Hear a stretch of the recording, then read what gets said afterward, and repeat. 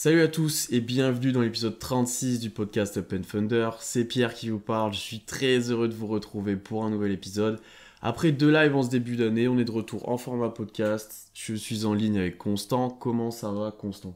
Bah ça va. Vous voyez pas nos tronches aujourd'hui, là, ça commençait à faire longtemps, là, puisque le dernier pod remonte à C'était sur l'épisode Dort. sur le Dort. Mm. Tout à fait, on a fait 3 lives consécutifs, là, donc ça commence à remonter, mais du coup, oui, très heureux de vous retrouver pour changer un petit peu. Vous n'entendrez que nos belles voix ce coup-ci. Mais ouais, on est content de revenir en podcast pour aborder un sujet en plus, on ne peut plus hype. Très hype, parce qu'on est à la mi-saison, Constant, maintenant, et on va en profiter pour faire aujourd'hui un bilan de ce qu'on a vu de nos rookies cette année. Qui, on peut déjà le dire, ont déjà plus que convaincus pour la plupart, même pour tous, on va dire, et ont un rôle déjà très important dans la rotation du Thunder. Suffit de voir les minutes, suffit de voir les joueurs qui startent, et c'est assez facile à voir. 4 joueurs analysés aujourd'hui donc. On va essayer de faire ça dans 1 heure. On va essayer de faire passer ça. Et on va commencer dans un ordre logique, celui de la dernière draft, avec le choix 6 d'abord, donc Josh Giddey. Avant de parler de Josh, petit J'attaque point par rapide. le gros morceau, dis donc. Ah bah oui, obligé, forcément. Petit point stat rapide sur l'Australien avant de débuter. 37 matchs joués, starter à chaque fois. Un peu plus de 30 minutes de moyenne par match. 11,5 points, 7,4 rebonds, 6,3 passes. 40% au tir, 41 presque. Ça, je pense qu'on va y revenir. Donc des stats plutôt intéressantes pour un rookie, on va le dire. T'as pas mentionné le pourcentage à 3 points. Non, j'ai fait exprès On voit aussi. le fan du Thunder. Je fais exprès aussi quand même, parce que je pense qu'on en reparlera. Constant, parle-nous un petit peu du Troy Bolton australien, comme l'appelle Shea. Alors j'ai pas la ref par contre. Parce que Shea appelle Josh Giddey et Troy Bolton australien, et c'est dans High School Musical. Ah mais voilà pourquoi j'ai pas la ref. Ouais, je comprends. Non, du coup, ouais, top 3 Roy. Top 3 Roy, hein, je maintiens. Alors après, ça peut se débattre avec Kate Cunningham, avec Franz Wagner.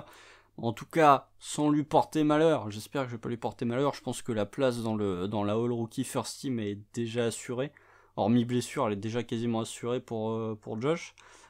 Qui était ma hot take de la preview de début de saison. Donc, visiblement, la hot take a l'air de plutôt bien se passer. Non, coup de foudre immédiat pour Josh Giddey. Voilà, je l'ai déjà dit au moment de sa draft, j'étais très fan du profil. Moi, tu me files un meneur qui fait des passes, qui est un passeur first, évidemment que je vais tomber in love du joueur. Après voilà, je pense qu'il y avait plein de sceptiques dans la commu du Thunder, dans la fanbase du Thunder au moment de sa draft, même en début de saison. Je pense que là, il y a de moins en moins de sceptiques au fur et à mesure que Josh Giddey, on va en parler après, mais trouve son rythme offensivement. Voilà, c'est le meilleur passeur de la QV, c'est le plus spectaculaire, c'est même le meilleur passeur depuis la Melo l'année dernière. Il fait des stats, je sais pas si tu comptes en parler, mais des rookies en 11 points, 7 rebonds et 6 passes de moyenne, il y en a eu que 3 il y en a eu que 3 dans l'histoire de NBA. C'est Ben Simmons, Magic Johnson et Oscar Robertson. Bon, vous allez voir qu'il y a des 3, il y a 2 Hall of Famer et puis il y en a un. Bon, il est australien, mais pas sûr que lui soit Hall of Famer. Mais ouais, du coup, Josh Giddey, très très satisfaisant ce début de saison. Et c'est un peu, on va pas dire que c'est un miracle de récupérer un joueur de ce niveau en pick 6. Mais ça montre que Sam Presti a quand même une nouvelle fois eu le nez assez creux et assez fin. Complètement, parce que lui il tombe hors top 10 ou fin de top 10, ça commence d'être un gros style, je pense. Déjà en 6 t'es très content, hors top 10 c'était encore plus intéressant. Déjà t'as cramé déjà une question que j'avais peut-être pour la fin, pour conclure sur le top 3 rookie. Je suis plutôt d'accord avec toi que le top 5 il est normalement assuré, bien que le non-hype d'OKC ne l'aide pas, mais ça commence de parler de lui un petit peu quand même. Il est de moins en moins oublié quand même dans ces classements-là. Il y a le triple-double aussi. Il y a le triple-double. Suffit qu'il fasse un rookie game, un Rising Star game où il fait des grandes passes dans tous les sens. C'est sûr. Dans la team internationale, c'est sûr il y est. S'il fait des grandes passes, etc., ça fera parler de lui aussi. Donc là-dessus, je pense qu'on est d'accord. Il y a des points quand même un petit peu négatifs, mais on va commencer par le positif, ce qui est, tu l'as un peu dit, sa création balle en main et son exceptionnelle qualité de passeur, parce que là, honnêtement, on est déjà face à un des meilleurs passeurs de la ligue. On fera peut-être le classement. Il est 19e. En termes de classement, ouais, mais match, il est 19e. Après, on parlera peut-être en termes de qualité de passe et de ce qu'il produit, où on le classe vraiment, mais je pense que c'est l'un des meilleurs passeurs de la ligue déjà, parce que son combo taille pour son poste, avec quand même une longueur de bras intéressante, qui lui ouvre des passes et la vision des choses que pas mal de joueurs n'ont pas, de par sa taille, etc. Ensuite, tu ajoutes à ça ses bras, où ça lui permet de se décaler par rapport au défenseur. Le nombre de passes qu'il fait, tu sais, qui partent quand il tend le bras sur le côté, en gros, qui partent presque de sa hanche et qui se décale parce qu'il est plus grand que le joueur adverse et qui peut créer une différence comme ça, il en a vraiment beaucoup par match. T'ajoutes à ça la vision de jeu et le QI basket qui est énorme. Rien que sur les touches, je pense que ça se voit, tu vois. C'est l'un des meilleurs. Mise en jeu, c'est un truc. Sur les sidelines, les remises en jeu sideline, alors déjà OKC c'était une spécialité, hein, et ça date pas de cette année. Faut même remonter à l'époque de Paul George, où ça marchait déjà pas mal. Mais alors là, cette année, Kenrich et Aaron Wiggins, mais il les trouve systématiquement. Il est vraiment. J'ai vu très peu de joueurs, encore moins des rookies, être aussi intelligents et aussi bons sur des remises en jeu. Aussi propre, ouais, sans faire d'erreur et tout. Donc, propre, c'est un autre débat, mais. Non, mais sur la mise en jeu, en tout cas, il perd rarement la balle normalement. Mais c'est une autre preuve de son QI basket et de comment il arrive à lire les défenses et à lire le jeu. Dans la manipulation sur pick and roll et pour créer des passes et libérer les joueurs, c'est déjà assez exceptionnel. Et ça, là-dessus, je pense qu'on a peu de doute sur le fait que toute sa carrière, qui risque d'être assez longue en NBA, voire très longue, ça sera un point qui pourra mettre en valeur et qui fera de lui un joueur très intéressant offensivement, bien qu'il y a d'autres limites dont on va aborder assez rapidement, je pense. Oui, alors si on peut faire un petit point stat là, parce que tu parles des passes. Josh Giddey tourne à plus de 6 passes par match. Très honnêtement, s'il avait des coéquipiers qui n'étaient pas des peintres globalement, ou des ouvriers du BTP, je pense qu'il serait pas loin de 8 voire 9 passes par match, hein, très honnêtement. Il y a un truc genre presque 12 potentiels assists, donc déjà... Ouais, mais alors ça, les potentiels assists, on sait, voilà, on les connaît. Ça, c'est des outils qui sortent de nulle part. Non, alors moi, je vous ai trouvé une petite stat. Vous savez que j'aime bien aller chercher du côté de l'onglet tracking de la NBA. Je trouve qu'il y a des choses très intéressantes. Les fréquences de passes de Josh Giddey. Bon, alors, pas de surprise, à qui Josh Giddey fait le plus de passes, c'est bien évidemment à Shai Gilgeous-Alexander. C'est pas étonnant. Il y a 27% des passes de Josh Giddey qui sont en direction de Shai. C'est là où on voit que le monsieur n'est pas récompensé, puisque des passes qui proviennent de Josh Giddey, Shai n'est qu'à 36% de réussite au tir. C'est déjà pas beaucoup. Déjà que son pourcentage au tir cette année est moins élevé que l'année dernière, et de loin. Il est encore moins élevé quand il reçoit une passe de Josh Giddey. Le deuxième, c'est JRE, dont on parlera plus tard, et ça c'est un autre point aussi, puisque JRE, en termes de peintre, il fait quand même partie d'une sacrée catégorie. JRE n'est qu'à 42,9% de réussite au tir sur les passes qui proviennent de Josh Giddey. Donc juste avec ces deux-là, tu pourrais avoir potentiellement 2 voire 3 passes supplémentaires. Combien de fois on a vu Josh Giddey faire une passe magnifique pour un intérieur qui est JRE ou Derek Favors qui te fout en l'air un lay-up facile, alors que voilà. Je pense que tu peux faire des compilations déjà d'assises de Josh Giddey qui donnent des paniers manqués. Elle serait déjà plus belle que certains highlights de certains joueurs en termes de passes avec panier réussi. Donc ouais, le Josh Giddey, je pense que globalement, s'il avait des coéquipiers un peu plus adroits, quand il aura des coéquipiers un peu plus adroits, parce qu'on espère que ça arrivera à un moment ou à un autre, je pense qu'il va être largement capable de faire des saisons à 8, 9, voire 10 passes de moyenne. Bon, c'est sûr. Ça, à part s'il est dans une équipe où il n'a pas un rôle aussi développé, mais dans ce cas-là, ça perd clairement de l'intérêt de l'avoir dans ton équipe. C'est sûr qu'il peut faire des saisons où il est borderline top 3 dans les meilleurs passeurs, peut-être meilleur passeur de la ligue, hein, je pense. Hein. Donc, tu peux, parce que maintenant le meilleur passeur il est à 10 passes. Ouais, ça s'est un peu diminué parce que tu as plus de partage de ballon, peut-être aussi. Enfin voilà, différents puis facteurs. Quand Chris Paul prendra sa retraite, la meilleure moyenne elle sera à 6.5, quoi, globalement. Non, donc oui, globalement, ça je suis d'accord avec toi que c'est un point ultra positif et de toute façon via sa draft tu savais que c'était pour ça qu'on le prenait, tu savais que c'était son principal point fort, c'était presque le seul truc sur lequel tu avais des certitudes en fait dans ce côté créateur. Là où par contre il y avait quand même moins de certitude, c'était sur sa capacité à scorer et son tir. Honnêtement, sur son tir, alors il est dans une bonne période actuellement, tu l'as notamment mentionné sur Twitter, il a des pourcentages intéressants là sur les derniers matchs, notamment sur le dernier mois. Ouais. Donc là-dessus, ok. Après, je reste encore pas totalement serein, un petit peu sceptique sur son tir. La trajectoire est pas folle pour l'instant, ça reste très plat. Il y a des écarts un petit peu, tu sais, de à droite, à gauche, etc. T'as pas de gros airball, mais t'as des tirs qui partent pas vraiment droit. Dans sa gestuelle, c'est pas fou non plus. Ouais, c'est pas fluide, tu vois. Tu vois que c'est pas un shooter pur, il est pas forcément à l'aise avec ça pour l'instant. Par contre, ce qui est positif sur les derniers matchs, et notamment sur la dernière période, c'est qu'il garde sa confiance, il a continué de prendre ces tirs-là, et là, ça paye. Il y a quand même des pull-ups qui nous sortent de plus en plus, qui sont grave intéressants. Bon, on mentionne souvent celui sur Tons, etc. Mais en pull-up, c'est de plus en plus intéressant. Voilà. Et non, globalement, je suis un petit peu sceptique sur juste son tir. Après, on parlera peut-être sur les drives, etc., sur l'aspect scoring.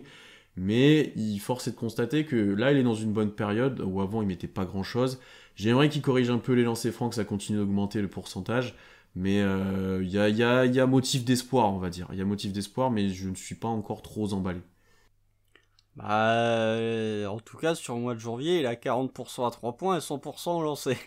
Alors après des lancers, il en a tenté le nombre astronomique de 4 sur le mois de janvier. Donc voilà. Mais non, il a 14 sur 35 à 3 points. Et sachant que il y a des 3 points, j'ai souvenir du dernier 3 points qui tente face aux Wizards, où c'est un 3 points alors qu'on est à moins 4 et qu'il reste 3 secondes. Enfin, c'est pas... Est-ce que tu peux considérer ça comme un 3 points qui doit être voilà, une vraie tentative? Bon, moyen, tu vois. Mais en tout cas, ouais, sur le mois de janvier, il est très bon, il est très en réussite. Même son true shooting, bah voilà, true shooting, il est passé de 43,5 en décembre à 59 au mois de janvier. Même près du cercle. Alors, près du cercle, il peut encore faire un petit effort, hein, parce que il a pas souvent le friendly roll, hein, Josh Giddey. Alors, est-ce que c'est une question de savoir comment placer la balle, etc. Je ne sais pas, mais il a pas souvent le friendly roll. Il te loupe 2-3 lay-up parfois qu'il devrait pas louper. Parfois, t'as l'impression qu'il se perd un peu tout seul, en fait. Il se prend de vitesse lui-même et du coup, il rate son lay-up. Mais pour les 3 points, il y a une stat qui est intéressante. C'est que Josh Giddey, en catch and shoot à 3 points, il a 25,5% de réussite. C'est pas beaucoup. Par contre, sur les pull-ups, il a quasi 38%. Josh Giddey, voilà. Donc, mais après, ça se voit. Hein, ça se voit. Alors, je trouve que, contrairement à toi, oui, il y a effectivement, c'est pas un shooter naturel. Moi, je suis pas sceptique. Encore une fois, je pense que Josh Giddey, à terme, je dis bien à terme, il sera capable de shooter à 35-36% à 3 points. À terme. Ça dépend des tirs qu'il prend, je pense. Je suis d'accord avec toi que ça pourrait, mais dans la mesure où il prendra peut-être beaucoup de pull-up, voilà, tu vois, peut-être plutôt du 33-32, mais avec des tirs difficiles. Alors après, s'il prend plus de spot-up, je pense qu'il peut être plus efficient pour le coup, contrairement aux stats, peut-être le disent, mais je pense qu'il peut être meilleur peut-être en spot-up, à voir, tu vois. Non, en tout cas, il est en train d'acquérir le facteur, j'en ai globalement rien à faire d'être à 0 sur 4 ou d'être à 3 sur 5. Là, ça se voit. Je crois que lui, en interview, là, on a parlé récemment, il disait qu'en NBL, il se montait le bourrichon tout seul avec sa maladresse. Maintenant, il est en mode, bon, je m'en fous. Que ça rentre ou ça rentre pas, je garde ma confiance. C'est bien, hein, c'est bien. Hein. Mais bah effectivement, il y a des matchs où il peut être à 3 sur 11 et il y a des matchs où il peut être à 4 sur 6. Mais bon, t'as déjà des matchs où Josh Giddey a tenté 11-3 points. Donc il y a un moment où, bon, on peut dire ce qu'on veut, mais c'est peut-être un peu beaucoup. Mais du coup, ouais, effectivement, il a cette faculté. Il commence à en prendre plus, il commence à en prendre en pull-up, même par rapport au début de saison. Il prenait pas, il y a des tirs qu'il prend actuellement qu'il prenait pas en début de saison. Donc voilà, c'est intéressant. Et si on peut juste faire une dernière stat, c'est que Josh Giddey a 3 points. Vaut mieux qu'il les prenne vaut mieux qu'il les prenne tôt ces tirs sur l'horloge, puisque quand c'est considéré comme très tôt, c'est-à-dire entre 22 et 18 secondes restantes sur la possession, il a 41% de réussite à 3 points. De toute façon, on le voit, c'est ces tirs en fin de transition qu'il arrive, tu sais, quand on a gagné la balle, il arrive un peu plus tard peut-être parce qu'il a lâché la balle devant, et il prend un tir à 45 watts, il y a plusieurs situations comme ça où ouais, fin de transition, il score, après il célèbre et ça rentre plus peut-être ouais, qu'effectivement quand il arrive d'une course de son panier. Tu vois ce que je veux dire? Ouais, tout à fait, tout à fait. Après, il y a une difficulté, c'est, tu vois, les 3 points grand ouverts, il est qu'à 25% de réussite. Hmm. Alors que c'est quasiment ce qui prend le plus de tous ces tirs. Hein. Comptez même les tirs à 2 points, c'est quasiment ce qui prend le plus. Donc il y a un moment où faut les rentrer. Mais après on connaissait le truc avec Josh Giddey au moment de la draft. Hein, mais il est pas si négatif au shoot que ce que j'aurais pu imaginer. C'est pas bon, mais il y a quand même des motifs d'espoir. Tu parles des 2 points, c'est parfait parce que c'était mon point suivant. Je le trouve quand même, pour le coup, très encourageant dans sa gestion sur les drives et que ce soit dans la création de passes quand il a drivé. Je trouve qu'il trouve des bons angles pour libérer les joueurs. Je trouve qu'il fait les bons choix souvent entre le tir et la passe, bien que, comme tu l'as dit dès le début, c'est pass first, c'est sûr et certain. Je le trouve intéressant sur ce drive, même si au cercle il peut progresser encore. Je trouve que le toucher, on l'a vu sur certains tirs, notamment certains lay-ups au-dessus des défenseurs, etc. Il est intéressant. La taille lui permet d'avoir des bons angles de tir très souvent. Il gère bien son corps et ses appuis. Il est capable de s'arrêter au milieu de sa course, de repartir, etc. De faire des pieds de pivot et autres. Ce que pas tout le monde fait, hein, notamment des jeunes guards où on s'appuie plus souvent sur aller tout droit et monter sur le joueur que de faire ça. Pourquoi tu parles de Jalen Green comme ça? Non, ouais, Jalen Green peut se permettre, après, honnêtement. Mais ça a du bon parfois de rester au sol et de rester dans le contrôle, surtout pour un joueur comme Didi. Il a cet arme flotte. Ouais, aussi. Il a cet arme flotteur qui pourra être redoutable. Flotteur à un pied, surtout en fin de course, etc. Où il est plutôt adroit là-dessus. Je pense qu'avec sa taille, s'il se développe physiquement et autres, il pourra bien mieux résister au contact que ce qu'il fait maintenant, ce qui est encore un petit peu problématique pour lui forcément en tant que rookie très jeune.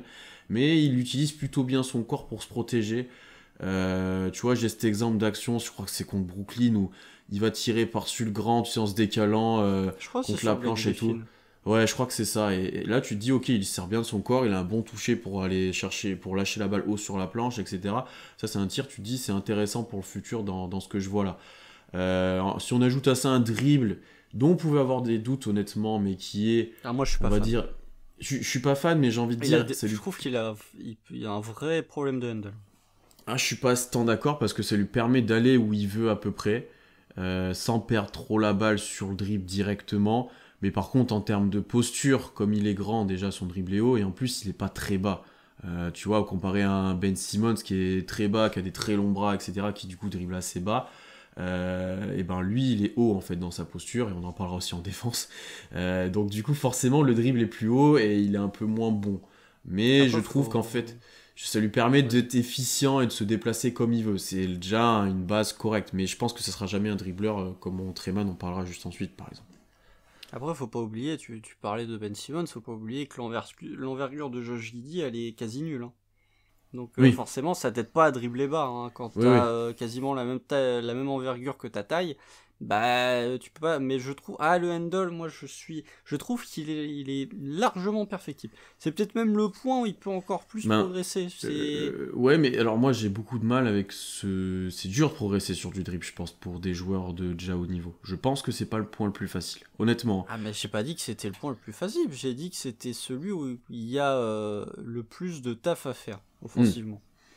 Parce que je trouve ça encore, il est maladroit. Je trouve il y a parfois où, il y a des séquences, notamment cette nuit contre Brooklyn.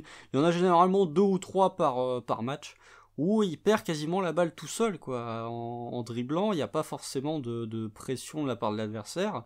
Alors ça donne pas une perte de balle parce qu'il arrive à récupérer, mais du coup le dribble est pas fluide et il s'arrête un peu. Genre un espèce de fumble d'un quarterback, t'as envie de dire, tu vois ce que et il recoupe la balle après, tu vois. Ouais, non, même pas, non, parce que tu vois, il jette pas non, il jette pas, bien sûr, mais il récupère la balle. Tu vois, c'est un peu comme si tu dribbles et puis tu te dribbles sur le pied et t'as la balle qui part de l'autre côté et tu cours pour aller la chercher, quoi, c'est un peu ça, mais non, après sur ces drives, je sais pas, je trouve que il est plutôt intelligent sur comment éviter le contact. C'est d'ailleurs pour ça qu'il n'a pas beaucoup de lancers. Parce que je le trouve, là, tu vois, on voit qu'il est encore un joueur intelligent. C'est que, contrairement à certains, pour ne pas les citer, Darius Bazley, qui faisait ça l'année dernière, il va pas prendre le contact bêtement, il essaye plutôt de l'éviter parce qu'il sait que s'il va au contact, il va avoir peu de chances de terminer. Donc je trouve plutôt intelligent, ça le dessert un peu parce que voilà, il a pas beaucoup de lancers du coup à cause de ça. Mais en termes de drive, là aussi je trouve que tu regardes si tu compares à maintenant par rapport au début de saison, il est en train de trouver son rythme petit à petit, je trouve ça plus efficace, je trouve que il a de plus en plus d'accès facile au cercle avec des paniers un peu plus faciles, il est mieux servi, tu vois, typiquement il y a une action où c'est lui qui va vers le panier là cette nuit face aux Cavs, et où c'est Bazley je crois qu'il sert, et Josh Giddey est tout seul sous le panier, donc il va un peu plus vers le panier qu'il ne le faisait en début de saison, donc ouais, encore une fois, c'est encourageant.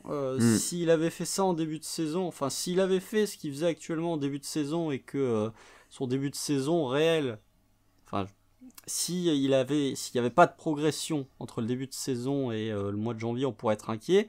Et comme là, il est en train petit à petit de trouver son rythme offensivement, c'est plutôt matière à satisfaction. Alors après, il reste extrêmement jeune. On sait qu'un rookie, c'est pas le truc le plus régulier de la planète. Donc, je pense que c'est pas bête, voire ce serait même logique, d'avoir des moments où Josh Giddey, l'adresse de Josh Giddey va retomber, où il va faire un peu plus d'erreurs, etc.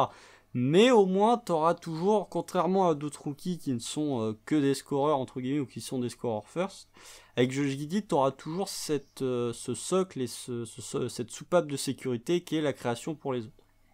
Non, c'est sûr. Il sera toujours utile en attaque déjà via ça. Et après, j'ai envie de dire, scoring, sera jamais un gros scoreur. Je le vois jamais tourner à 20 points par match, c'est même sûr. Oui, il peut être à 14-15. Hein. Mais voilà, par contre, il peut être à 14-15 assez facilement. Je crois qu'il est déjà à 11 là.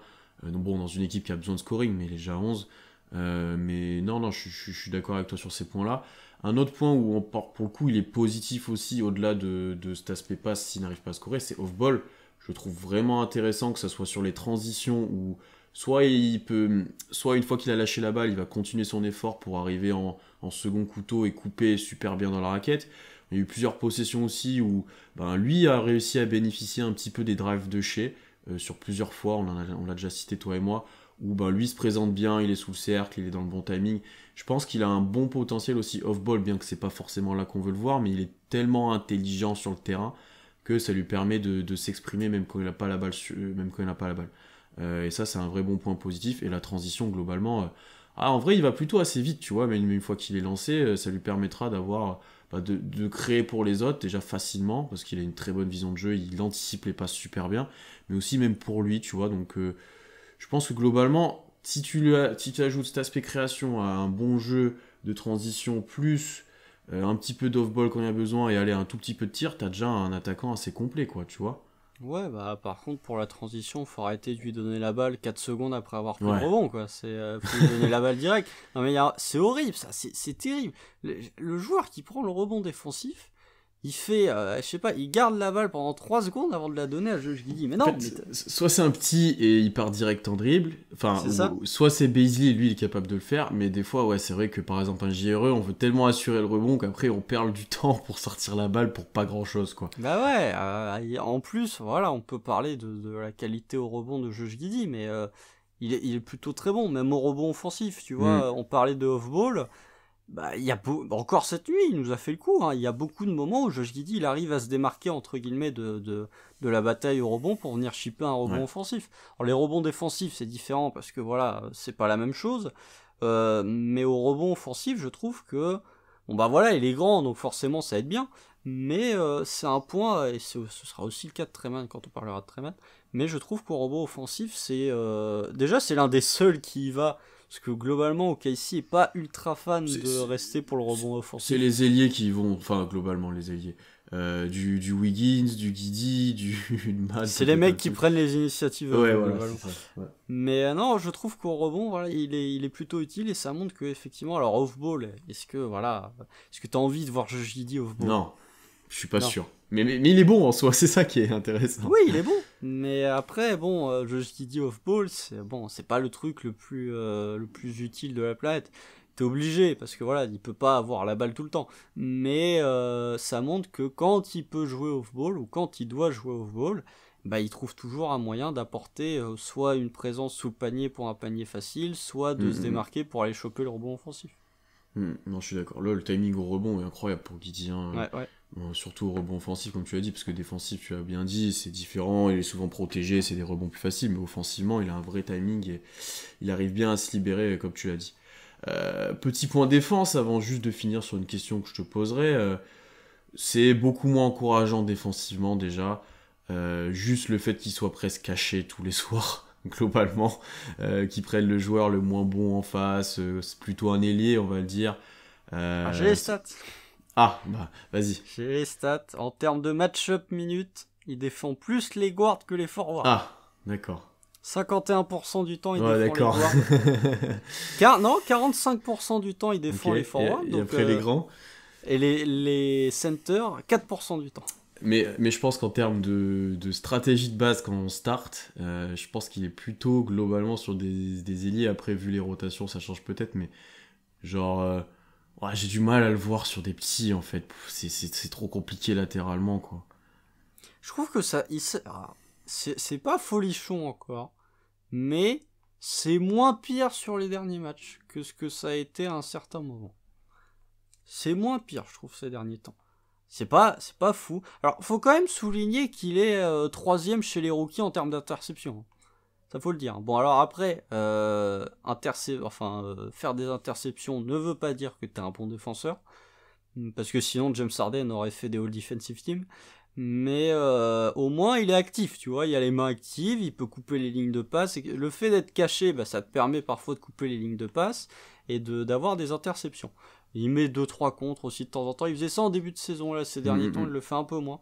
Mais je trouve que sur les derniers matchs, c'est un peu mieux.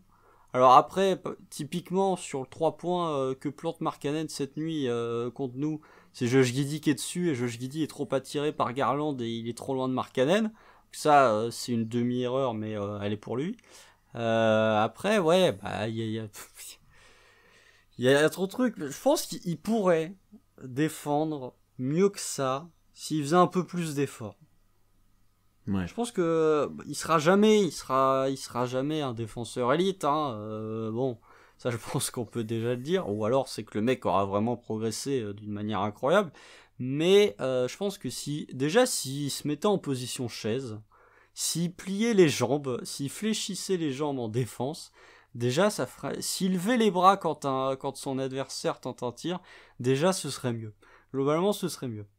Mais ouais, défensivement, je trouve que ouais, bah, ça on le savait après que ça allait pas être folichon, mais il y a un manque d'implication défensivement qu'on peut pas nier et qui m'embête un petit peu. Mais off-ball, hein. Parce que là, t'as parlé beaucoup quand son joueur est à la balle, mais off-ball, j'ai l'impression, bah, il fait pas mal d'interceptions parce qu'il est intelligent, il va se placer pour intercepter la balle, il va lire l'attaque adverse. Mais je pense qu'il a tendance quand même à s'oublier un petit peu parfois, à prendre un peu de retard bêtement, ce qui peut lui être sanctionné assez facilement. S'il se recoiffe, c'est pour ça. Ouais, exactement. Mais du coup, ça peut lui être sanctionné un peu facilement. Et je pense que, globalement, au fil de sa carrière, il progressera là-dessus.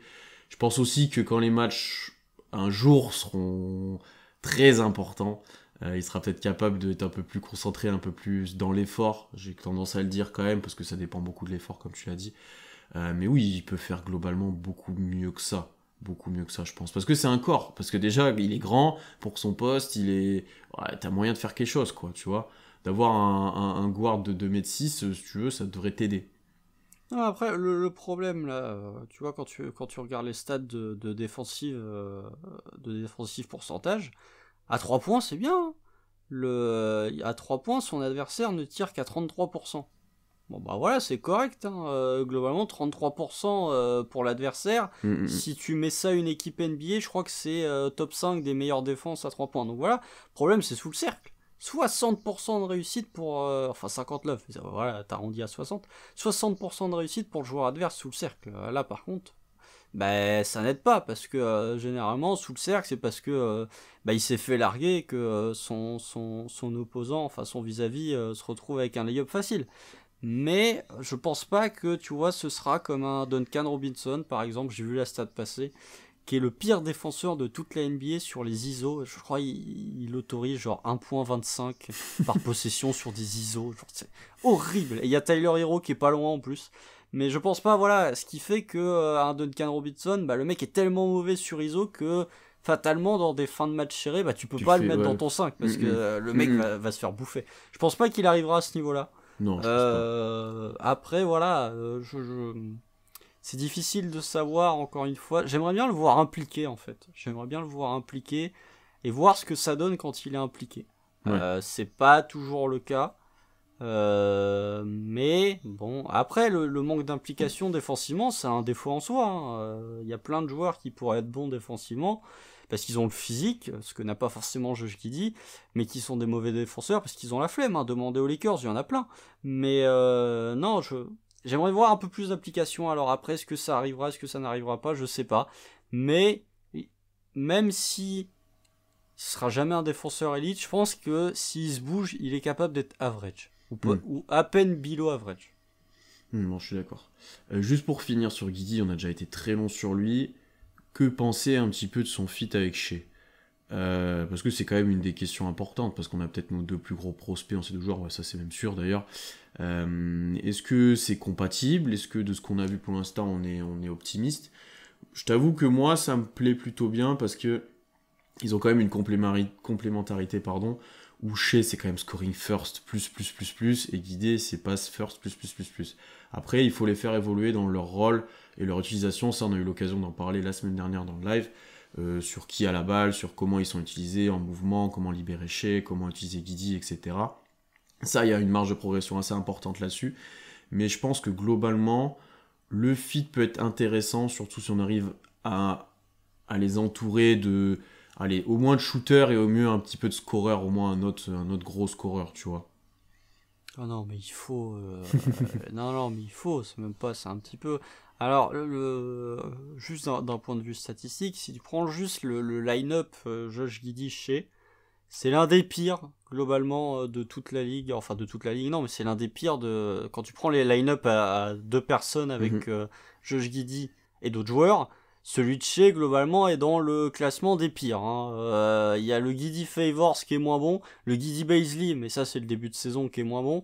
Mais tu vois, un Giddey Dort est meilleur, un Giddey Wiggins par exemple est meilleur, et puis il y a le Giddey Muscala qui est quasiment avec un net rating positif. Parce que c'est Mike Muscala. Mais ouais, après le fit, bah en fait, faudrait à un moment que Shea joue off-ball un petit peu aussi, parce que c'est bien d'avoir un passeur et un scoreur. Mais si le passeur peut pas servir le scoreur, il y a un moment où tu peux pas faire grand chose, quoi. Je suis d'accord. Alors après, oui, je suis désolé. Voilà, on en parlera quand on évoquera la draft. Ça manque d'un ailier scoreur, capable de poser la balle. J'aime beaucoup Ludensdort, mais si tu pouvais avoir un joueur à la, et je l'ai déjà dit, je pense que je vais le répéter beaucoup de fois jusqu'au mois de juin, si tu peux avoir un joueur à la Jason Tatum, ça ferait quand même beaucoup de bien au OKC. Un 4-3 qui peut défendre, qui peut poser la balle, qui peut se créer son propre tir. Après voilà, Shea va falloir bouger off-ball. Ça a été souligné, il n'y a pas que nous qui l'avons souligné, je sais plus quel insider du Thunder l'a souligné après le match horrible de Shea face à Washington. Il y a un moment où voilà, ça sert à rien d'avoir un créateur s'il peut pas créer pour le scoreur parce que le scoreur se bouge pas. Après, en termes de fit, je pense que c'est trop tôt pour juger réellement la compatibilité des deux. Il y a des moments où ça marche bien. Le match contre Brooklyn, ça marche bien. Le match à Washington, ça marche bien. Alors non, c'est pas contre Washington que Shea est horrible, c'est celui d'avant. C'est contre qui, celui d'avant? C'est On en voit tellement. C'est contre qui? Bon bref, je vais retrouver là tout de suite en causant. Mais déjà, bon, c'est trop tôt pour... C'est contre Denver, voilà. C'est contre Denver. Que Shea est horrible et contre Washington où les deux marchent bien. Mais c'est trop tôt pour juger de la compatibilité des deux. Et c'est pas forcément le bon contexte non plus. Mettez-moi Shea et Josh Giddey avec des shooters à 35-36% à 3 points. Au moins 2, j'en demande 2, pas 3. Au moins 2. Je pense que tout de suite, Shea aura peut-être plus de lignes de drive que ce qu'il a actuellement. Et Giddey aura peut-être plus moyen de créer aussi.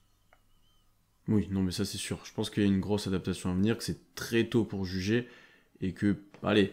De l'année prochaine, quand déjà tu auras peut-être un autre gros joueur, ou dans 2 ans, ou deux, deux gros joueurs. Ouais.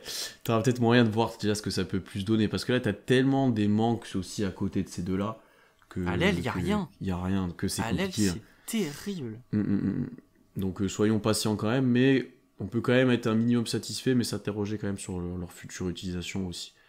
Bon, on a été très long sur Guidier, on va accélérer, il faut accélérer, Constant. On va parler de Treman, choix 18 de la dernière draft. Bon, Treman, il a joué moins de matchs que Josh Giddey déjà, que 29, avec un passage en G-League, notamment en début de saison, où il était plutôt discret, il jouait pas énormément. 29 matchs, 7 points de moyenne, 2,4 rebonds, un petit peu moins d'une passe. Statistiquement, ça fait pas forcément rêver, ça fait pas forcément d'étoiles dans les yeux, mais par contre, ce qu'on voit sur le terrain, déjà, bien plus. Si je devais commencer, moi, je l'ai déjà dit plein de fois, je suis assez surpris physiquement par Treman. Alors, il n'est pas excessivement grand, etc., mais il est un peu plus grand que je pensais, un peu plus long. Il est quand même un peu plus solide et résistant que je pensais, plus athlétique, surtout, on l'a vu avec les dunks, etc., je ne m'attendais pas à voir ça. Et du coup, défensivement, où énormément de gens avaient de gros doutes sur lui, de par aussi sa mentalité, l'envie qu'il montre un petit peu, il est pas si pire en fait dans ce domaine-là. Je pense pas qu'il sera un jour élite, mais peut-être que ça lui permettra de rester sur le terrain dans des moments importants, à voir.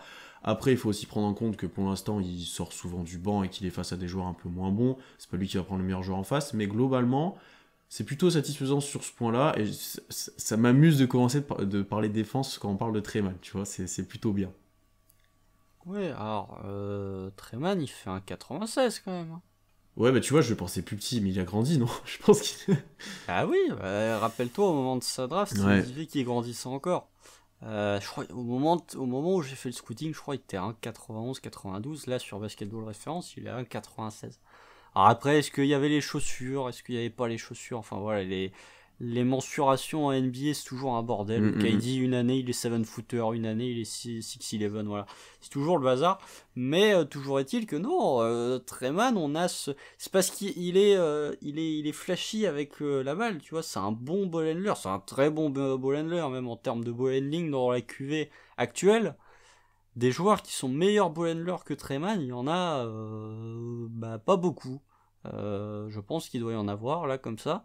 Mais de tête, ça me vient pas. Je pense, honnêtement, il doit être dans le top 5, voire le top 3 des meilleurs ball handling de toute la QV actuelle. En termes de séparation de tir, il est premier, je pense. Enfin, il met des séparations de tir absolument absolument folles, Treman. Et défensivement, ouais, c'est... Moi aussi, je suis surpris. Parce que à Florida, il était pas non plus mauvais. Mais là aussi, il y avait des petits problèmes d'attention, notamment off-ball, où il avait parfois tendance à se déconcentrer. Mais là, actuellement, non, Treman est très satisfaisant. Je pense que, tu vois, tu parlais du fait de ne pas le mettre, qu'il pouvait rester sur un parquet dans des moments chauds. Je pense qu'il pourrait, déjà cette saison, il est capable de le faire, puisque défensivement, c'est pas du tout un point faible. Donc ouais, après, si tu veux parler juste défensivement pour Treman, je trouve très intéressant. Grosse dose d'énergie défensivement, tu vois, on parlait de Josh Giddey qui se défense pas beaucoup. Treman, lui, défensivement, alors effectivement, c'est des benches adverses, mais ça n'empêche que l'intensité elle est là, la défense elle est là, et que t'as très peu de moments où tu vois quelqu'un qui est défendu par Treman se retrouver ouvert. Donc ouais, défensivement, il se donne. Donc défensivement, c'est peut-être le point, je sais pas si c'est le point le plus satisfaisant pour Treman, mais c'est en tout cas le plus surprenant. Ouais, je suis d'accord. Le plus satisfaisant, honnêtement, là t'en as déjà un petit peu parlé. Allez, son handle, on savait. Mais sa capacité à créer de la séparation, c'est exceptionnel déjà. Honnêtement, il peut se créer. C'est pas étonnant, mais là, que ça marche à ce point-là, tu sais qu'il arrive vraiment à se créer son tir au-delà du pull-up. Hein, dont on savait déjà, toi et moi, que ça allait être intéressant. Mais tu vois, même sur du mi-distance, il en a pris quelques-uns, même quelques drives, etc. Et comment il arrive à se débarrasser un petit peu de sa défense ou à tirer par-dessus le joueur, etc. Je suis vraiment convaincu par cet aspect-là. Bon, le handle est élite, forcément, je peux que te rejoindre. Le tir en step back, le pull-up à 3 points est déjà une arme. Alors, en termes de pourcentage, il est en chute actuellement, mais je pense qu'à terme, ça sera efficient. En pull-up, il est à 25% de réussite à 3 points. Par contre, en catch and shoot, il est à 49. Il est vraiment bon. 49% de réussite en catch and shoot, ouais, ça commence à faire beaucoup là. Non, mais j'ai trouvé la stat aussi sur les rookies qui jouent à peu près et qui tentent des 3 points. Je crois qu'en termes de pourcentage, là, il est à 35,7. Je crois qu'en termes de... Tu vois, je compte pas le pivot des Spurs, là, Jack Lanzel, si je dis pas de bêtises. Je me trompe peut-être sur le prénom, mais tu vois, lui, il en tente un par match, donc forcément, il a un meilleur pourcentage que Treman.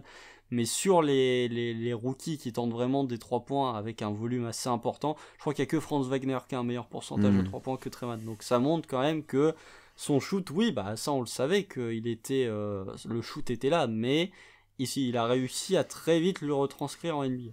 Surtout off-ball, parce que je pense qu'à Florida, il avait beaucoup la balle en main. Ouais. Off-ball, c'était pas forcément ce qu'il faisait, donc là, c'est intéressant à côté de Guidi et Shea qu'il puisse faire ça. Ça aide vraiment l'attaque. Son flotteur qui tient tant à cœur, je pense qu'il est capable de le faire, mais il peut le faire encore plus. Il commence à en faire quelques-uns. Oui, mais il peut en faire encore plus. Et d'ailleurs, moi, là où je l'attends peut-être un peu plus, par contre, c'est en finition au cercle. Quand je vois les dunks qu'il est capable de mettre, je me dis qu'il a moyen de monter et de finir un peu plus au cercle sur les grands.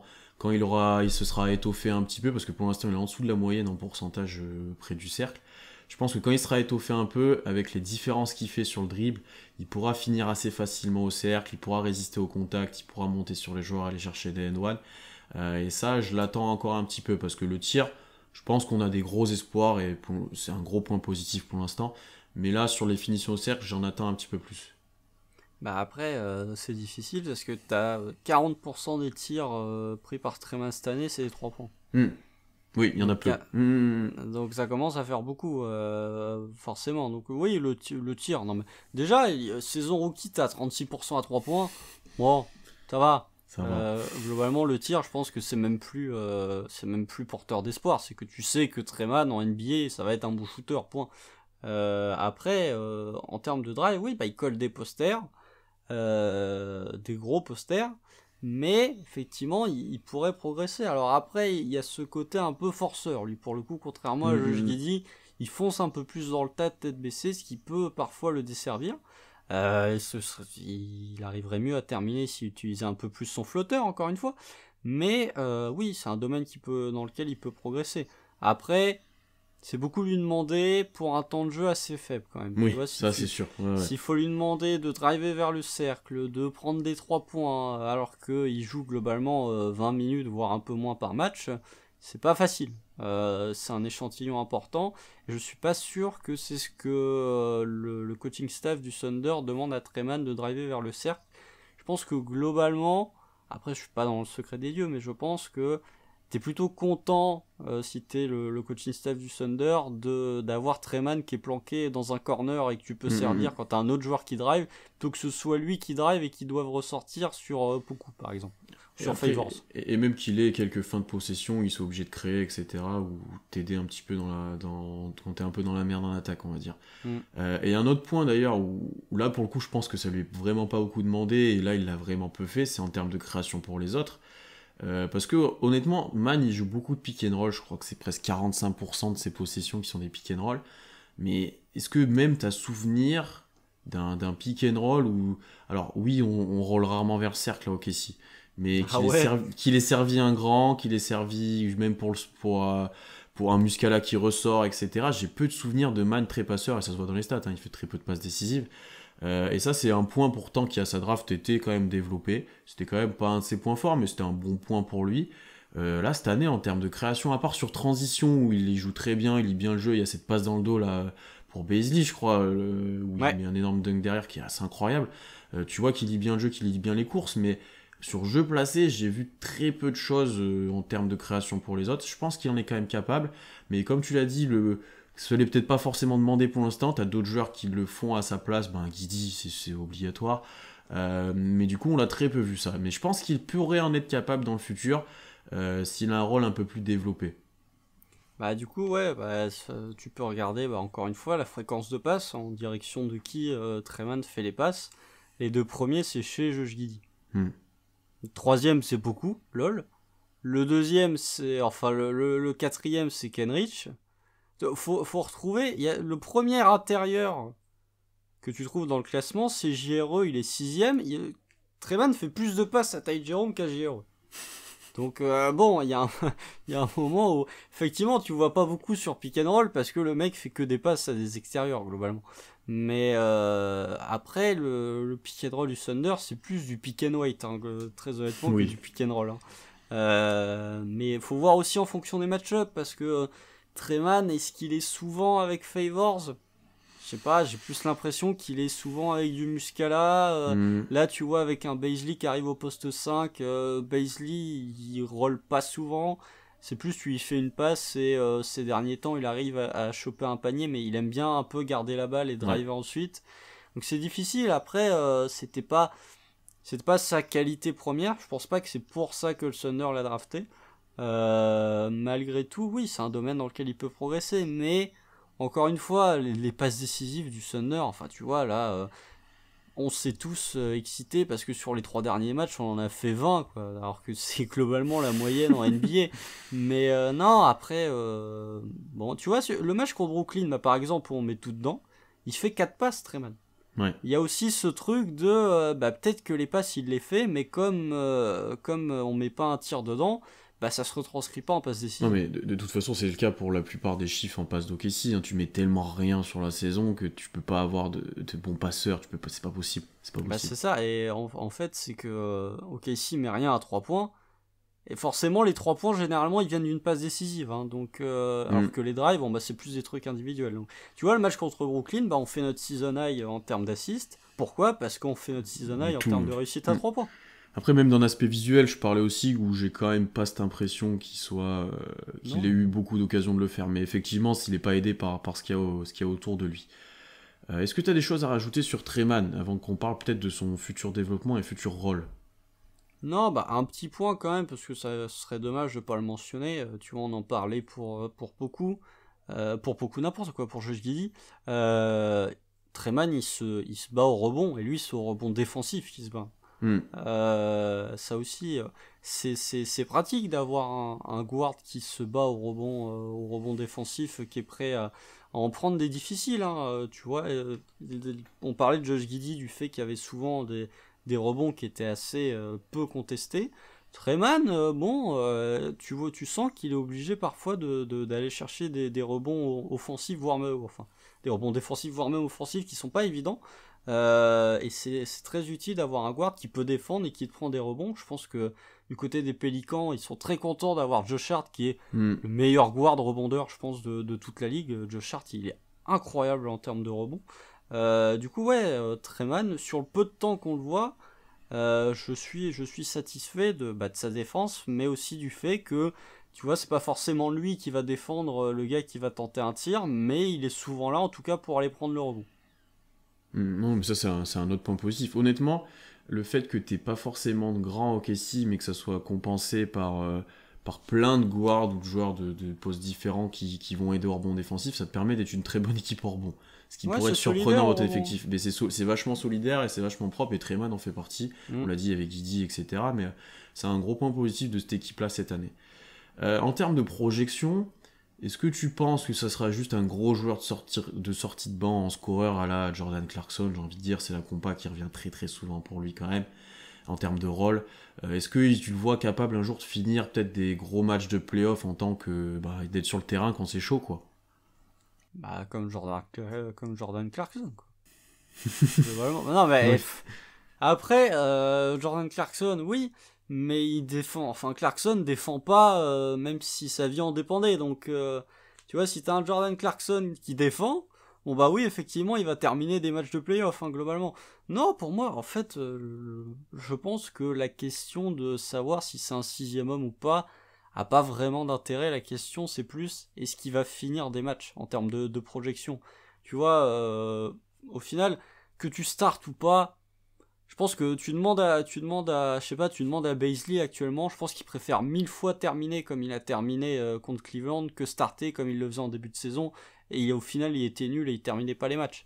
Donc je pense que ouais, Treman à terme, je le vois pas rentrer dans le starting five, parce que voilà, t'as déjà Giddey, Shea, Dort, c'est globalement les postes auxquels peut prétendre Treman, c'est les seuls postes qui sont un peu lock au Thunder.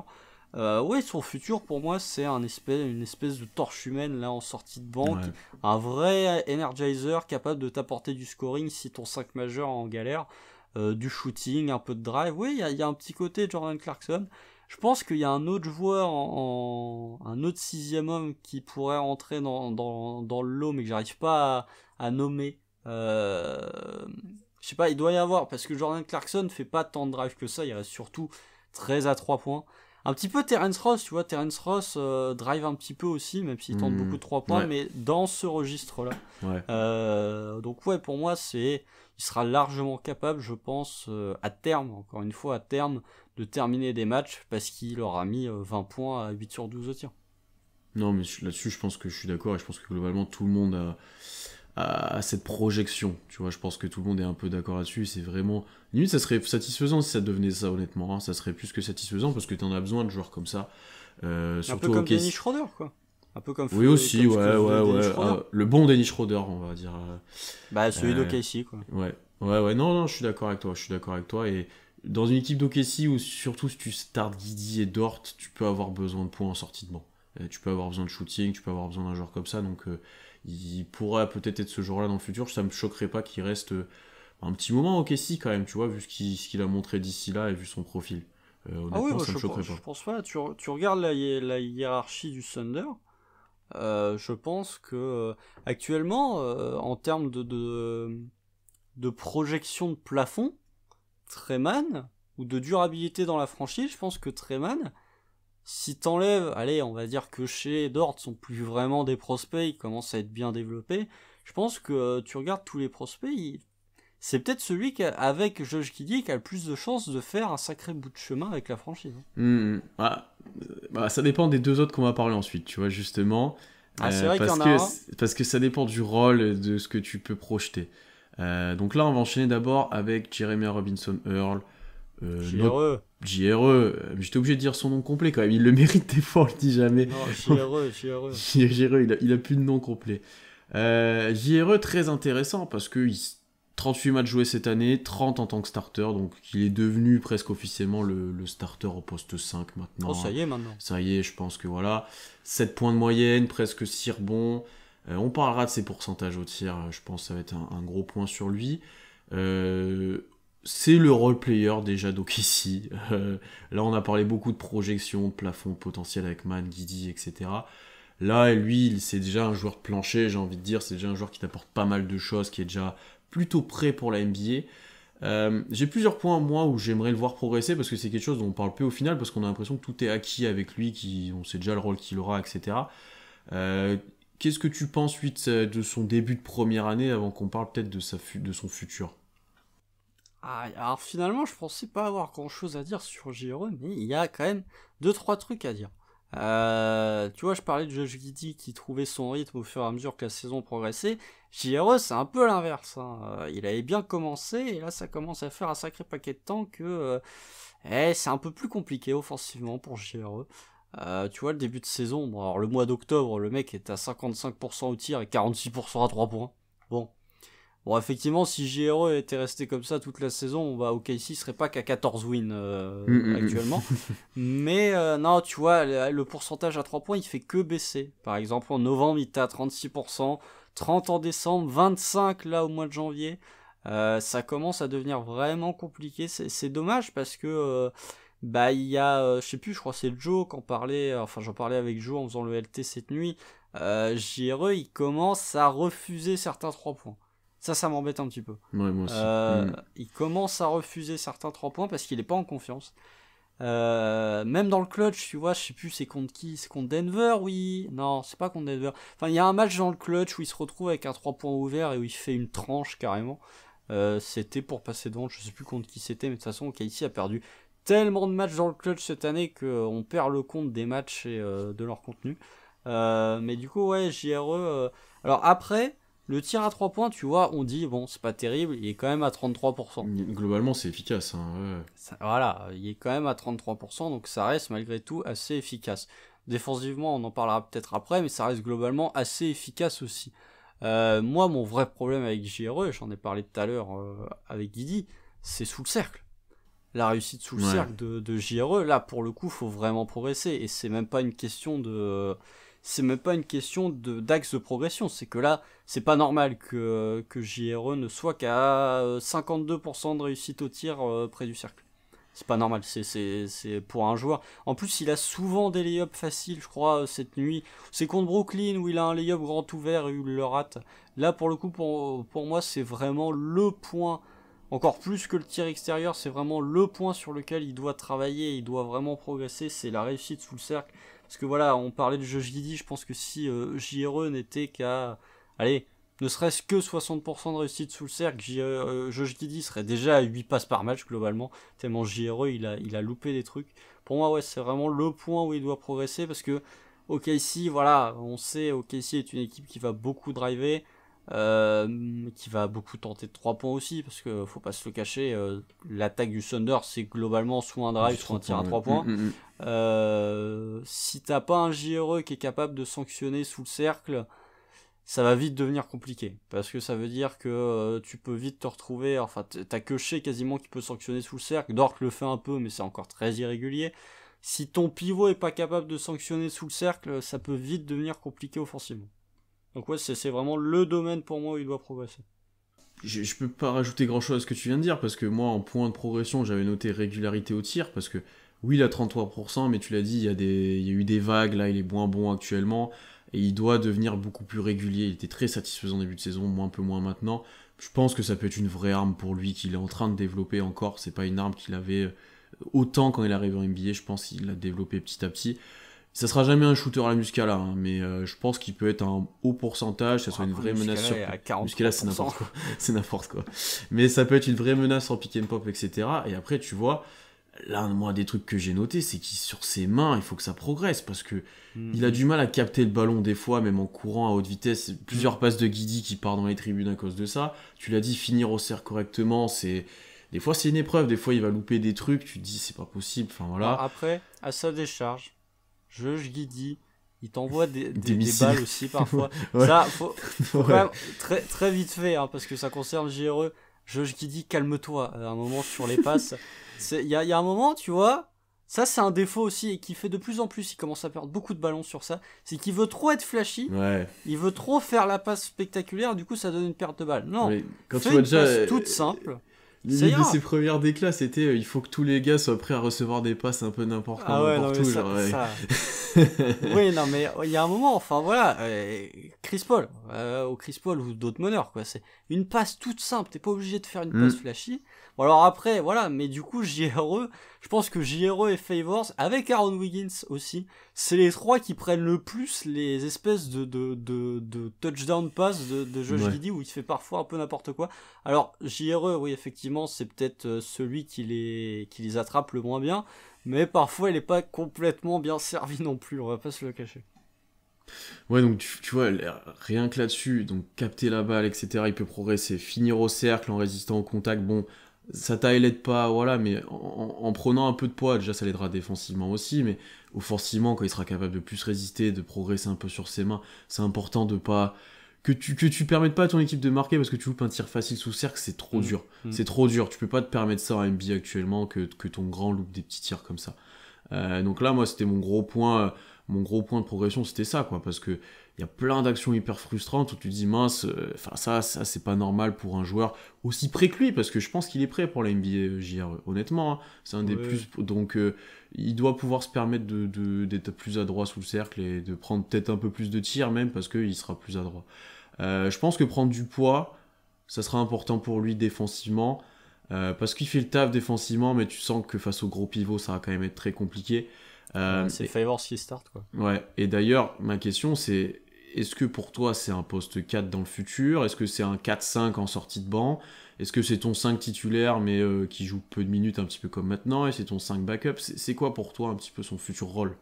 C'était déjà la question au moment de sa draft, hein. Ouais. Je me rappelle encore très bien d'avoir dit que son problème c'était il manquait de taille pour le poste 5, il manquait de mobilité latérale pour le poste 4. Très honnêtement, après c'est une question de philosophie. J'ai pas de soucis. Alors déjà, JRE, attendons d'avoir une équipe un peu plus compétitive On verra que J.R.E. sera plus valuable que ce qu'il a actuellement. Je pense que lui, pour le coup, a besoin d'une équipe qui marche bien pour être encore plus valuable, contrairement à un Josh Giddey et un Treman qui peuvent faire un peu ce qu'ils veulent. Je pense, voilà, J.R.E. c'est un joueur plancher, Villanova, donc forcément, je pense qu'il sera plus utile quand il jouera dans une équipe plus compétitive. Après, pour son rôle, moi, j'ai pas de problème à avoir un poste 5, enfin, à avoir J.R.E. en titulaire au poste 5, à partir du moment où t'as Josh Giddey, Lugensdorf, Shai Gilgeous-Alexander et un ailier ball handler. Voilà, un gros joueur au poste 4.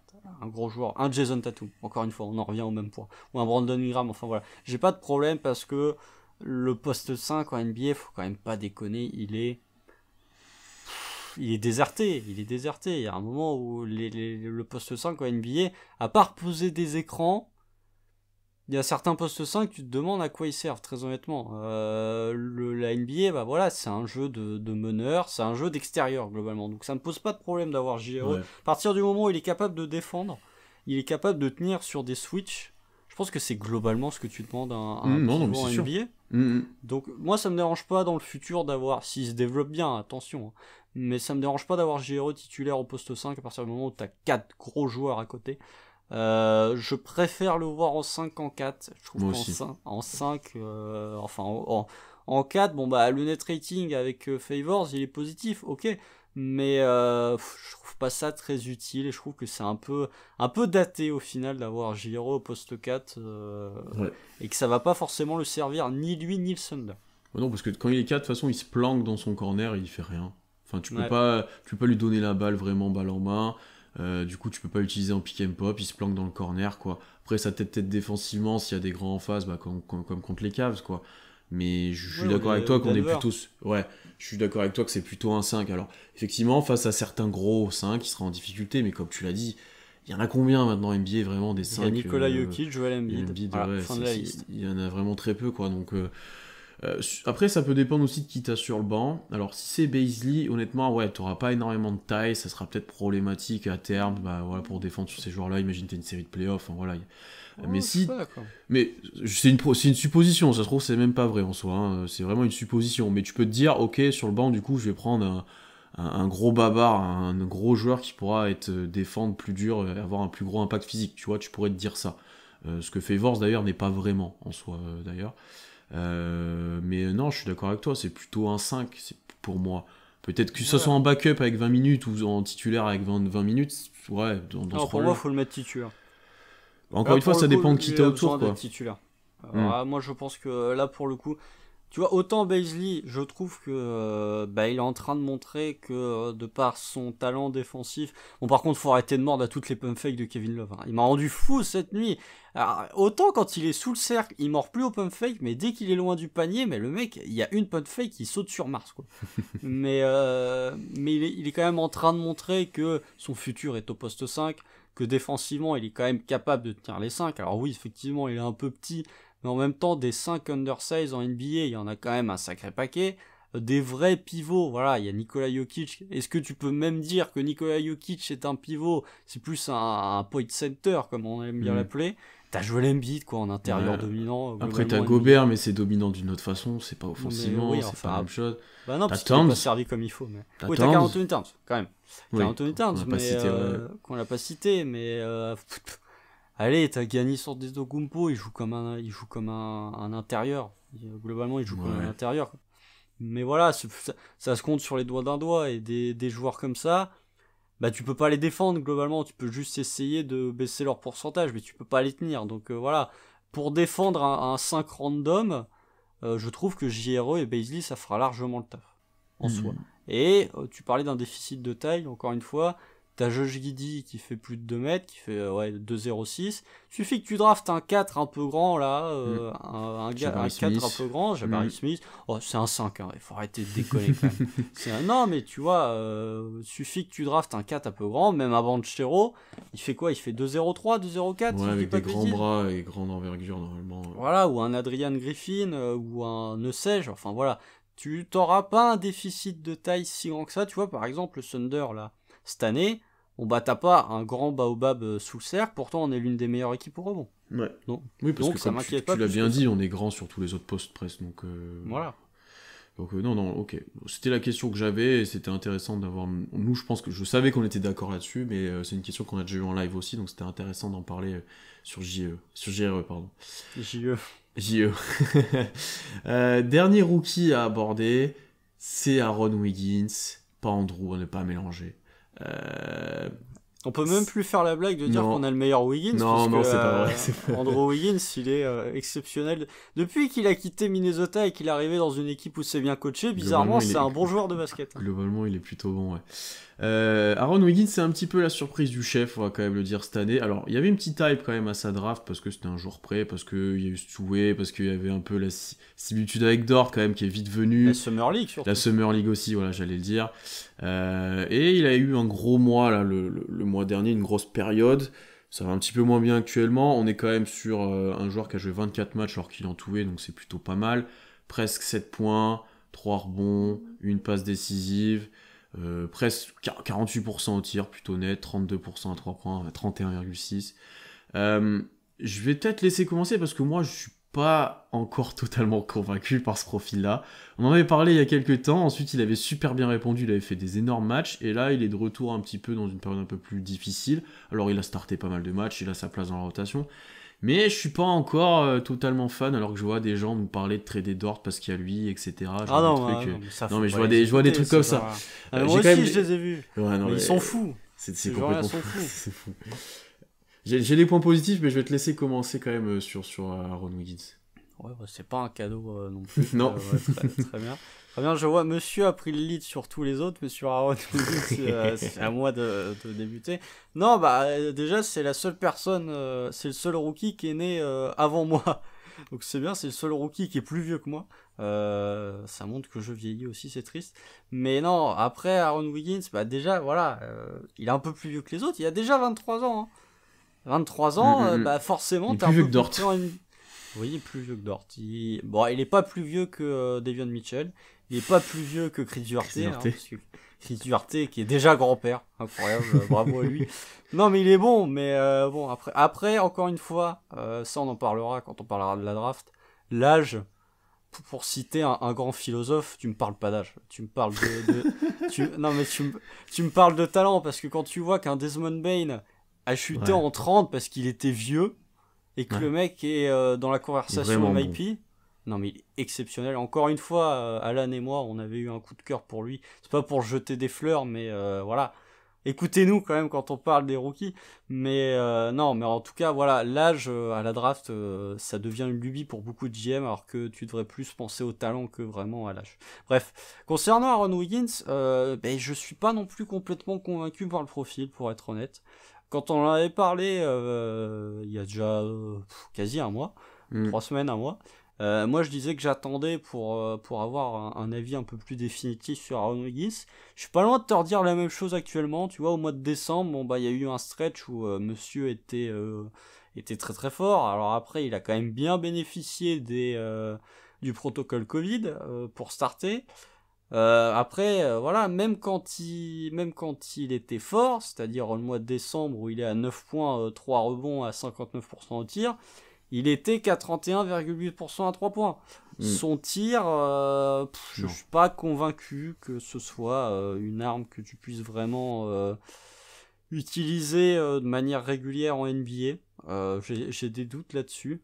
Défensivement, j'en parlerai peut-être un peu après, mais quand tu regardes les stats de défense, c'est pas non plus la folie. Alors par contre, je crois que c'est le joueur qui a, si t'enlèves Roby, des conneries comme ça, c'est le joueur qui a le meilleur defensive rating, vraiment, et qui a des minutes. Ça c'est quand même à noter.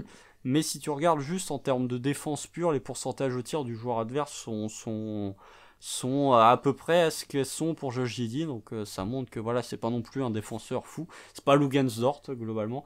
Donc ouais, beaucoup d'incertitudes sur Wiggins. Alors après, on peut nous trouver un peu rude, un peu dur avec lui, parce qu'il a quand même montré voilà, qu'il était capable. Il y a 3 ou 4 matchs à 20 points, ça commence à faire beaucoup. Là où je le trouve le plus intéressant, c'est pas vraiment à 3 points, c'est un petit peu comme ce qu'apportait André Robertson, c'est-à-dire mouvement off-ball. des cuts, des remises en jeu. Là, je trouve qu'il est intéressant et c'est peut-être là où tu peux l'exploiter un petit peu, sachant qu'il peut jouer au poste 4 et que des postes 4 de ce genre à OKC, t'en as pas d'autres. Il y en a pas beaucoup, ouais. Donc voilà, je trouve que ouais, en termes de, il est capable de poser la balle, tu vois. Bazley est capable de le faire, mais globalement, c'est moins bon que Aaron Wiggins. Donc ouais, je trouve que là où il est le plus intéressant, c'est dans son mouvement, dans ses mouvements off-ball, comment il est capable de se libérer pour se retrouver près du cercle relativement ouvert. Donc ouais, je trouve que, tu vois, parlons pas de défense, parlons pas de tir, parlons plutôt de mouvements off-ball et de cut. Je trouve que c'est là où il est le plus intéressant actuellement. 1,44 points par possession quand il cut. Bah voilà. Ce qui est plutôt bon. Dort est Bah, c'est élite, 1,60. Dort est 1,60. Poku est 1,38 aussi, mais il est vraiment bon là-dessus. Moi, le gros point positif, au-delà de ce que tu as pu dire, c'est que je pense que physiquement, il est prêt pour la NBA. Alors oui, on parle pas d'âge, mais je pense que son corps, lui, est prêt pour la NBA. Ce qui, du coup, lui permet d'être défensivement plutôt bon, de défendre sur pas mal de postes. Tu vois, quand il se retrouve contre Brooklyn sur Harden, il est pas scandaleux. Quand il se retrouve sur des postes 4, il est pas scandaleux du tout. Et surtout, ben, le fait qu'il soit prêt aussi physiquement, ben, quand il se retrouve près du cercle, il peut finir, même s'il y a un contact. Cette espèce de faux dunk qu'il fait contre Brooklyn, là où il se fait rentrer dedans en l'air, il finit quand même plutôt solide, tu vois. Il n'y a pas beaucoup de rookies qui peuvent finir ça. Et ça lui permet de scorer, que ce soit sur les contre-attaques où il est vraiment intéressant, où il a quand même une bonne gestion des appuis quand il est proche du cercle. Ça, je suis quand même obligé de le mentionner. Après, par contre, sur son tir, je suis complètement d'accord avec toi. Je ne suis pas convaincu. Hein. Je pense qu'il peut en mettre un ou deux quand il est ouvert. Voilà, il n'est pas négatif, mais ça sera jamais une énorme menace, quoi. Je pense qu'il peut avoir des soirs où il est genre à 4 sur 6 à 3 points. Ouais. Je pense qu'il peut être streaky, mais il sera jamais, sera jamais reliable. Après, je pense qu'il va jamais en prendre énormément non plus, à part quand il est très chaud. Mais ça peut être du 1 sur 2, 2 sur 3, 1 sur 3, voilà, tous les soirs. Ouais, un truc comme ça. Parce qu'en fait, quand tu regardes sa shot chart, il est en dessous de la moyenne de la ligue presque partout. Tu vois, même à mi-distance, à 3 points. Il prend très peu de mi-distance. Au cercle, il est dans la moyenne. Donc, tu vois, il y a eu pas mal de hype sur ça, parce qu'il a fait des gros matchs, effectivement, où on s'est dit, ah ouais, là, il y a peut-être un vrai potentiel, il y a peut-être un style, il faut le signer sur un contrat classique. Soyons patients, il n'y a pas d'urgence à ça, il a montré des choses très intéressantes. Il a quand même un rôle difficile aussi, parce qu'il a starté des matchs en jouant beaucoup. Là, il est en fond de rotation sur le dernier. Enfin, tu vois, il n'est pas aidé non plus. La gestion des minutes est quand même difficile. Alors, juste un petit truc quand même. 59% de réussite pour l'adversaire sur les 2 points quand c'est défendu par Aaron Wiggins. Ça fait beaucoup. 65% de réussite sous le cercle pour l'adversaire. Ça fait vraiment beaucoup pour le coup. Donc après, tu peux pondérer en disant qu'il défend plus des intérieurs, mais ça commence à faire vraiment beaucoup et ça montre que défensivement, il est pas non plus, voilà, il est capable de défendre au large, mais sous le cercle, c'est pas non plus la folie. Après, ouais, je trouve que la gestion des minutes, c'est dur, parce qu'un coup tu startes, le match d'après tu joues 8 minutes. Ouais. C'est pas facile de vraiment pouvoir se développer et de montrer des trucs quand t'as pas un semblant de régularité dans les rotations. Donc ouais, toi et moi on n'est pas les plus hype de la fanbase, même de la rédaction, on va pas se faire que des amis. On aurait dû laisser Lucas en parler. Mais non, globalement, alors il est loin d'être inintéressant, c'est un très bon choix pour un pic 55, 57. 55. Mais doucement quand même, voilà. On est sur un joueur qui a déjà quand même 23 ans, quand même, je suis obligé de le dire. Mais qui a une bonne marge de progression, qui pourra être peut-être un role player dans le futur, mais laissons-le se développer doucement et continuer de prendre ses marques en NBA. Il n'a pas énormément eu de temps de jeu, énormément de matchs non plus, mais c'est vrai que sa bonne période, ça a provoqué quelques enflammades, et même nous on s'est dit, ok, là il y a peut-être un vrai bon joueur, tu vois. Et c'est ce que je te disais avant qu'on enregistre, là sur les derniers matchs, OKC joue plutôt bien offensivement, enfin ça met dedans, donc du coup ça aide. Mais lui, il est plutôt discret pour le coup, donc on en entend moins parler. C'est simple, là, il y a 7 matchs de suite à 10 points ou plus. OKC est à 2 victoires, 5 défaites sur ces 7 matchs. C'est pas la folie, hein, c'est pas la folie. Non. Donc voilà, il a bien profité du protocole Covid. Non, c'est sûr. Il a bien profité du protocole Covid. Après, tu regardes, il y a des matchs où ça cracote, tu vois. Match contre Phoenix, il met 22 points, mais il est à 1 sur 5 de loin. Non, vraiment, tu vois, match contre Minnesota, là où Shea est pas là, il met 11 points à 5 sur 13 au tir, par contre il y a 0 sur 5 à 3 points, donc ouais, au final il baisse ses pourcentages à 2 points, il est plutôt intéressant finalement, c'est plus, encore une fois, dans une optique de cut, voilà, etc. Ouais. C'est plus à 3 points où on a des doutes. Ouais, non, c'est très bien résumé. Voilà un petit peu notre tour des rookies. On n'a pas parlé de Vite Krejci qui a pas joué cette saison. Mais qui risque pas de jouer à mon avis. Oui, à mon avis, il va très pas jouer. Mais c'était l'occasion, là, la mi-saison, de parler un petit peu d'eux. Constant, merci encore une fois. Merci à tous ceux qui ont écouté jusque-là. On a fait un petit peu plus qu'1 heure quand même, mais on a essayé d'être complet. Donc écoutez-nous partout, sur toutes les plateformes d'écoute, sur YouTube. On se retrouve aussi très vite pour un nouveau live Twitch. Je sais pas quand sera le prochain, mais on va essayer de faire ça rapidement. Abonnez-vous partout sur tous les réseaux. Lâchez 5 étoiles sur Apple Podcast, ça fait longtemps. S'il y en a sur qui Spotify nous écoutent, maintenant. Et sur Spotify aussi. Ah oui, sur Spotify, c'est vrai. Ouais, Spotify, ils ont allez-y. mis le truc. Eh ben allez-y, lâchez vos 5 étoiles, lâchez votre commentaire, ce sera un plaisir qu'on vous lira et on partagera ça sur nos comptes, donc n'hésitez pas. C'est bien pour le référencement. Et c'est bien pour le référencement. Commentez aussi dans les vidéos YouTube, voilà. Non, et puis voilà, on se retrouve très vite. On a fait la moitié de la saison, il reste une moitié, et puis après on repartira à la draft, on refera tout ça. Voilà. Ça va être horrible. Là, alors là, quand on va parler de la loterie, là, quand on va arriver mi-avril, non, un peu plus, quand on va arriver mi-mars et qu'il n'y aura plus rien à jouer et que tout le monde va dire ouais, la loterie, aïe aïe aïe aïe. Franchement, très honnêtement, le moment le plus important de la saison du Thunder, ça va être la loterie, encore une fois, malheureusement. Et le deuxième moment le plus important de la saison du Thunder, ça risque d'être le play-in quand il y aura les Clippers. Globalement, je pense que le play-in, en fonction de ce que ça va donner, parce que assez peu de doutes sur le fait que les Clippers vont se retrouver au play-in, alors après la place ça dépendra, je pense que le play-in on peut globalement adorer son existence comme le détester en fonction de ce qu'il va donner. Complètement, je suis complètement d'accord avec toi là-dessus. Donc profitons de nos matchs avec encore un peu d'intérêt, on va dire. On se retrouve très vite et à bientôt, salut. Salut.